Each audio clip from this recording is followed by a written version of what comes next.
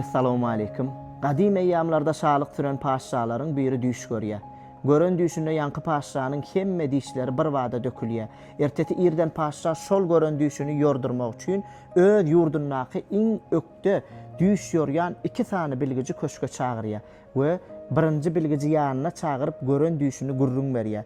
Ýanky birinji bilgiç bu düşün ýorgudy paşşahym şum habardyr diýe. Siziň hemme dogan garyndaşlaryňyz bir wada aradan çykjakdyr diýe. Ýanky habara gazaplanan paşşa birinji bilgiçi derrew zynnana taşlatdy.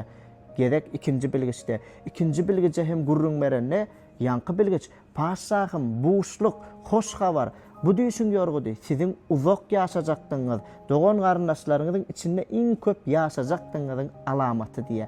Bu habara hoşal bolan paşşa ikinji bilgiçe halat serpaý ýapýar. Ýanky ikinji bilgiç köşkden çykyp barýaka, paşşaň wezirleriniň biri tutup soraýar. Senem aydan ýorgudyň asyl birinji bilgiçinkiden känmir ütköşük dälli. Asyl sebäp näme diýe. Şonda ýanky ikinji bilgiç hiç unutma. Adamlara gurruňy nädip aýtýanyň dälle, nähili aýtýanyň bagly. Ýagny adamlara şoğul kılýar. Şoň üçinem şu döwürde hem nirde kimiň ýanyna nähili gurrun etýäniňe hemişe üns bermeli. Magtum boly, ýangyl öçgül, ýa lal otur, ýa dür saçgyl. Bir guýruksyz ittir gaçgyl, nesihat ýokmaýan erden.